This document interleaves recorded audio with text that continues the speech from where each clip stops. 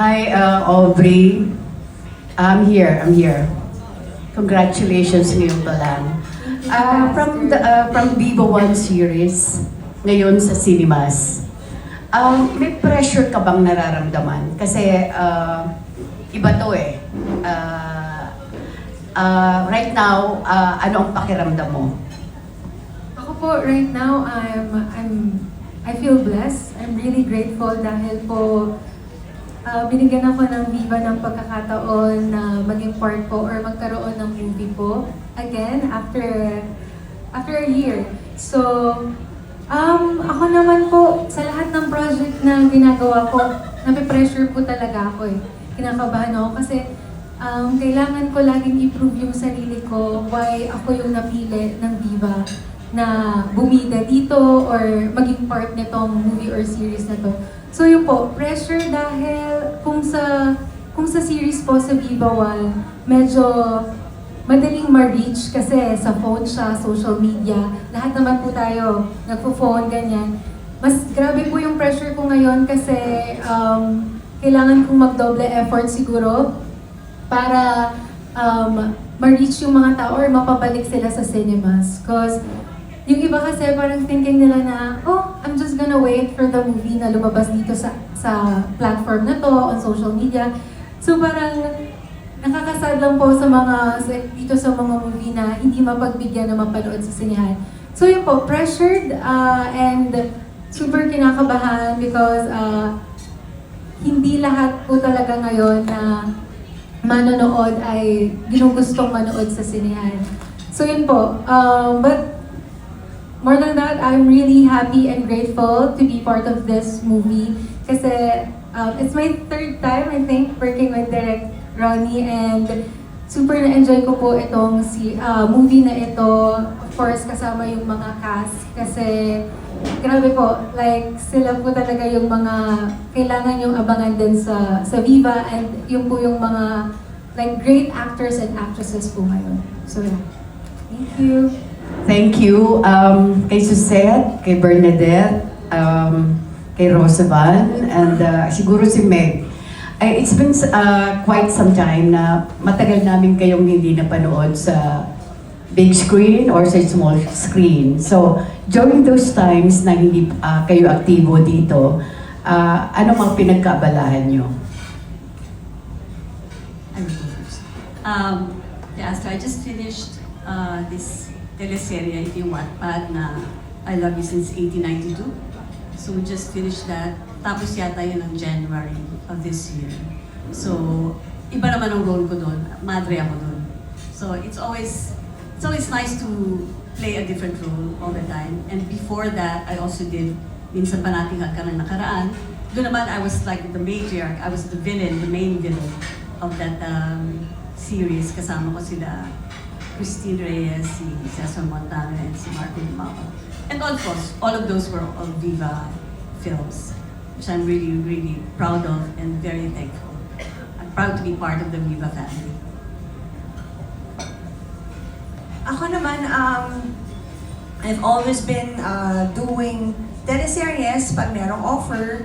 Pero ito yung first time ko nakabalik sa Viva after how many years. So, I'm happy to be back and I hope this is not going to be my first and last project sa Viva. Sana madagdagan pa. Sabi ko nga, nagre-request ako sana next time series naman.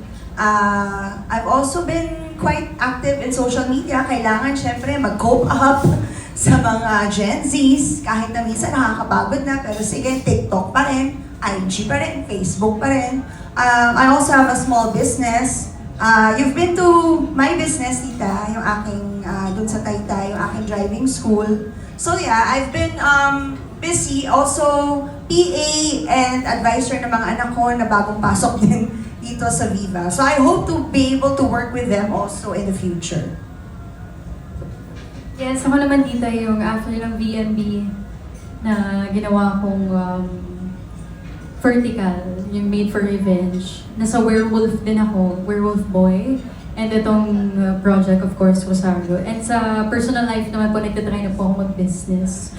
As tumatanda na tayo, kailangan na natin mag-option B. Ayan. So yun po yung ginagawa ko ngayon, Tita Aston. Ako naman po, tita, yes, ang tagal ko rin hindi nakabalik sa showbiz. Yung last ko was with Direk. Yung The Mistress Guide, yun yung first ko ulit na pagbabalik ng project with Viva, and that this is the second time. So, pinagtunan ko after pandemic, yeah, small business also, because we want to build yung sarili natin aside from, of course, only one source of income kasi hindi naman tayo lumaki na well-off family. So, parang better to secure yourself, na kung wala ka mag-project, naka-ready. And then, sports, tita. Nag-sports ako na ako sa padel, sa mga tennis, sa pickleball. Ayan, para healthy kasi everyone naman is focusing on health. And then, studying also now, tita. So, since the pandemic until now, I make sure na meron akong nag-insert ako ng time to study. Nasa building stage po ako ng skills, nag-upskills ako so that magamit ko siya in the future if I need it for business or for something else. And currently now, nasa pastry chef naman po ang inaaral ko ngayon. So yun po. Thank you. And of course, lastly, I'd like to congratulate Direk. Ang ganda-ganda ng trailer, ganda ng cinematography, ang ganda ng pagkaka-execute ng pelikula. Thank you so much and congratulations in advance. Thank you so much, Tita Aster. Maraming salamat po. Now, let's proceed with GMA Entertainment's Nerds Almo. Hello, good evening po. To direct lang po muna. Direct, parang napansin ko parang sunod-sunod yung horror movie na ginagawa mo. Is it, talaga bang yun yung gusto nyong tahakin? Puro horror lang? Although meron kayong kidnap for, before. Nasabi ko po yata dati, parang horror po talaga yung gusto kong path na tahakin kasi number one, traumatized po ako ng mga horror movies na napanood ko in the past. So kayo naman, parang gusto ko silang gantihan dahil sa lahat ng trauma na nadulot ng horror movies sa buhay ko. Pangalawa, parang konti lang din po yung gustong magkwento ng horror. At feeling ko po kasi may audience talaga yung horror, Pinoy horror. Kung di man sa Pilipinas, sa region, sa Southeast Asia, mabenta po talaga yung mga, lalo na kung grounded sa superstitious beliefs or mga pamahiin, urban legends. May audience po talaga yung horror at naniniwala ko may audience ang Pinoy horror. May challenge ba para takutin yung mga Pinoy? Siyempre, mahirap takutin yung mga Pinoy kasi, daya lang yan, di naman totoo yan. Pero, siyempre, pumapasok ka sa sinihan, manonood ka, parang i-off mo muna yun parang suspension of, disbelief. Parang gano'n, gusto lang namin ipapasukin kayo sa kwento, tapos hayaan yung mag-simmer at hopefully mauwi nyo yung kwento, yung katatakutan at papagkwentuhan nyo after mapanood yung pelikula. Sorry, may phone-in question. Na-mention nyo po na trauma kayo before sa mga horror movies. Meron ba kayong particular movie na sobrang kinatakutan? Naloko po ako dati nung Paranormal Activity kasi akala ko totoo siya.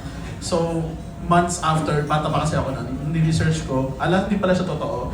Hindi ko napanood dati yung Blair Witch Project. So, parang feeling ko na-betray ako. So, gawa nga ako, parang gano'n. Pero mahirap po gumawa ng found footage na horror Soon, baka makagawa siya.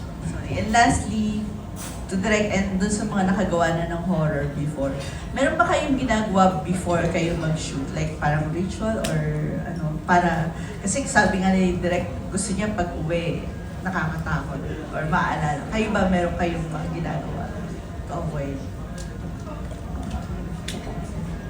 Ako, lang po, every scene, basta before start ng shoot, I always pray, para lang mawala din sa sistema ko yung mga eksena or yung mga katatakutan ko. Sige, pray lang talaga. Kasi yun nga parang tinatawag mo kasi yung energy kapag sa shoot ka. So, kailangan talaga mag-pray before and after. Yeah, energy is currency. Yes. Who wants to answer? Ako? Yes, Jai. Wala eh.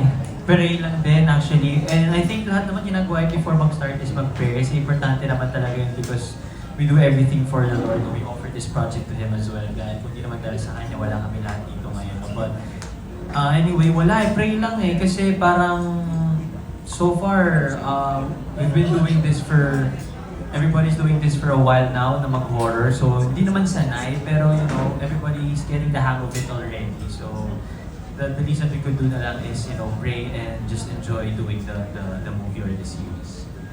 Thank you. Ako po, pray lang din po. And then after scene po, nagsha-shake off po ako para mawala po yung, siguro para hindi mag-stay yung emotions or yung nararamdaman ko po. Salamat. Thank you.